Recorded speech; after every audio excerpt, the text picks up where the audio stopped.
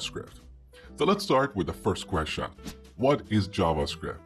JavaScript is one of the most popular and widely used programming languages in the world right now. It's growing faster than any other programming languages, and big companies like Netflix, Walmart, and PayPal build entire applications around JavaScript. And here's the average salary of a JavaScript developer in the United States. That is $72,000 a year. So it's a great opportunity to get a good job out of learning JavaScript. You can work as a front-end developer, or a back-end developer, or a full-stack developer who knows both the front-end and the back-end. Now the second question, what can you do with JavaScript? For a long time, JavaScript was only used in browsers to build interactive web pages. Some developers refer to JavaScript as a toy language, but those days are gone because of huge community support and investments by large companies like Facebook and Google. These days, you can build full-blown web or mobile apps, as well as real-time networking applications like chats and video streaming services, command line tools, or even games. Here's an example. The third question, where does JavaScript code run? JavaScript was originally designed to run only in browsers. So every browser has what we call a JavaScript engine that can execute JavaScript code. For example, the JavaScript engines in Firefox and Chrome are SpiderMonkey and V8. In 2009, a very clever engineer called Ryan Dahl took the open source JavaScript engine in Chrome and embedded it inside a C++ program. He called that program Node. So Node is a C++ program that includes Google's V8 JavaScript engine. Now with this, we can run JavaScript code outside of a browser. So we can pass our JavaScript code to Node for execution. And this means with JavaScript, we can build the backend for our web and mobile applications. So in a nutshell, JavaScript code can be run inside of a browser or in Node. Browsers and Node provide a runtime environment for our JavaScript code. And finally, the last question. What is the difference between JavaScript and ECMAScript? Well, ECMAScript is just a specification. JavaScript is a programming language that conforms to this specification. So we have this organization called ECMA, which is responsible for defining standards. They take care of this ECMAScript specification. The first version of ECMAScript was released in 1997. Then, starting from 2015, ECMA has been working on annual releases of a new specification.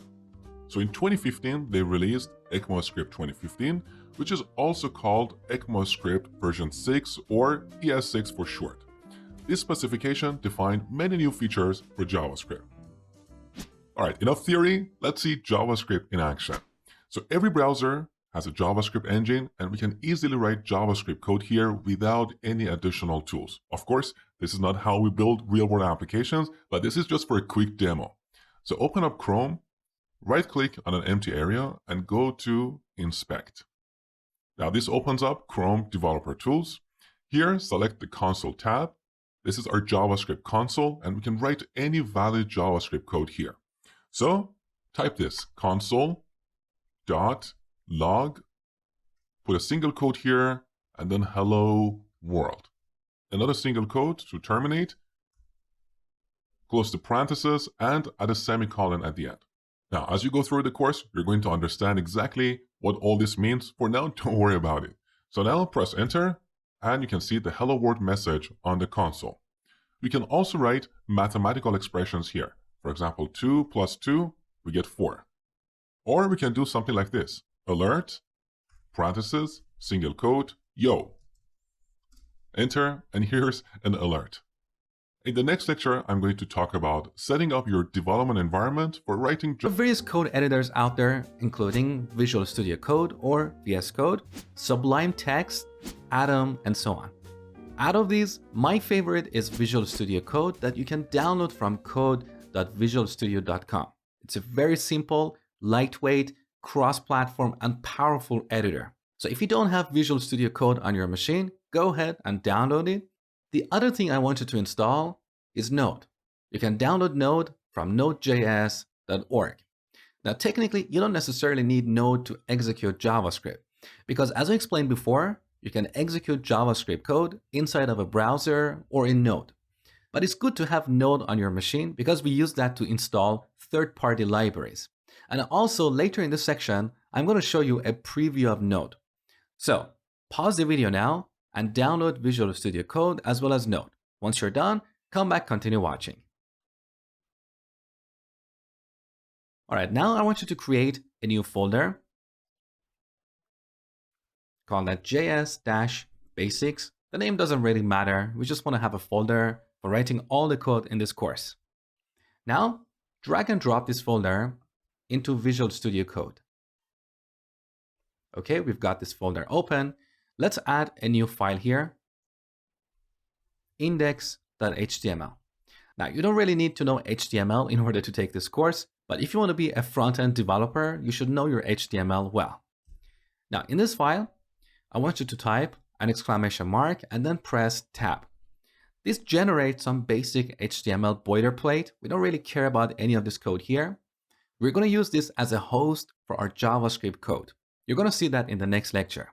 So save the changes. Now open the extensions tab here. Here in this box, search for live server. So live server is a very lightweight web server that we're going to use to serve our web application. So install this, then you will have to restart Visual Studio Code. When you're done, go to the Explorer tab, right-click index.html, and select Open with Live Server. This will open up Chrome or your default browser and point it to this address. That's where our web application is served from. Now currently we have an empty page. Now to make sure that everything is working properly, let's go back to Visual Studio Code. Here in the body section, let's add an H1, press tab and type hello world. Now save the changes. Back in the browser, you can see this page is refreshed automatically and we've got the hello world heading here. In the next lecture, you're going to write your first JavaScript code.